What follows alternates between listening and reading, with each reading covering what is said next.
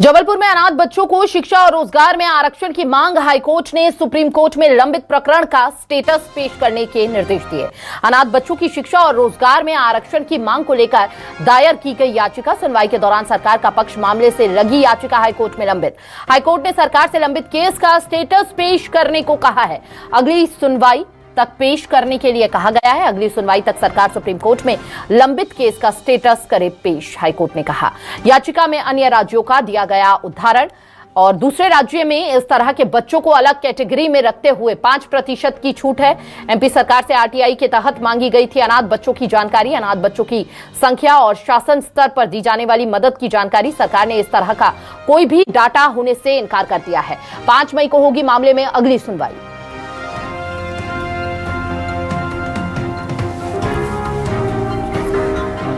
ज्यादा जानकारी के लिए संवाददाता कुमार इंदर हमारे साथ जुड़ चुके हैं। सीधा रुख कुमार इंदर का करेंगे और उनसे जानने की कोशिश करेंगे। हाईकोर्ट ने सरकार से लंबित केस का स्टेटस पेश करने को कहा है।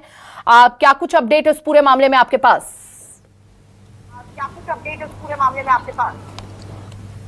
देखिए, इस मामले में सरकार ने कोर्ट को बताने की कोशिश की है कि इस मामले को लेकर 2018 में एक सुप्रीम कोर्ट में याचिका लगाई है। उन मुद्दों को लेकर ही जो है विचार विमर्श किया जा रहा है, जिसको लेकर हाईकोर्ट ने सरकार से ही जवाब पूछ लिया कि ठीक है, इस मामले में सुप्रीम कोर्ट में जो याचिका लगी है तो उसका स्टेटस बताइए। और ये भी कहा है कि उस याचिका में जो बिंदु लगे हुए हैं, जो मांग की गई है, क्या वो बिंदु याचिकाकर्ता के मांग से मैच हो रहे हैं या नहीं हो रहे हैं, ये भी जानकारी मांगी।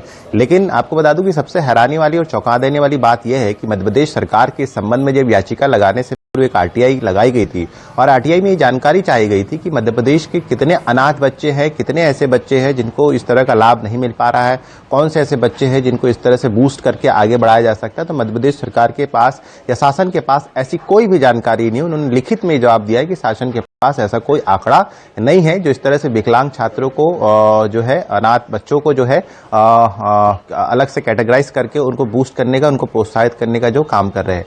ये हैरानी की थी, तभी इसको लेकर जो है हाईकोर्ट में याचिका लगाई। हाईकोर्ट ने सुनवाई करते हुए सरकार के इस जवाब पर हैरानी भी जताई और कहा है कि सुप्रीम कोर्ट में जिस याचिका का हवाला दिया जा रहा है उसके पूरे स्टेटस रिपोर्ट और आपका सरकार का जवाब क्या है इस मामले में और अनाथ बच्चों के लिए क्या कुछ किया जा रहा है, ये तमाम चीजें जो है अगली 5 मई को जो सुनवाई है उसमें अब सरकार को पेश करना है और ये बताना होगा कि क्या अलग राज्यों में जो इस तरह के जो प्रावधान है अनाथ बच्चों को 5% आरक्षण देने का, क्या वो मध्य प्रदेश में संभव है या नहीं है। ये तमाम एक्सरसाइज 5 मई तक सरकार को करना है और बताना होगा कि उनके पास कितने अनाथ बच्चे हैं और इस तरह के अनाथ बच्चों को 5% आरक्षण दिया जा सकता है या नहीं दिया जा सकता है। क्योंकि याचिका में मांग की गई है, उसमें मध्य प्रदेश, महाराष्ट्र, उत्तर प्रदेश और अन्य स्टेट्स का जो है वो हवाला दिया गया है, जहां बताया गया है कि इस तरह के अनाथ बच्चों को जो है 5% अलग कैटेगरी में रख के आरक्षण का लाभ दिया जा रहा है, जिससे प्रवेश संबंधी, नौकरी संबंधी अन्य लाभ मिल रहे हैं। याचिका में यही कहा गया है कि मध्य प्रदेश सरकार की पूर्व सरकार ने भी जो है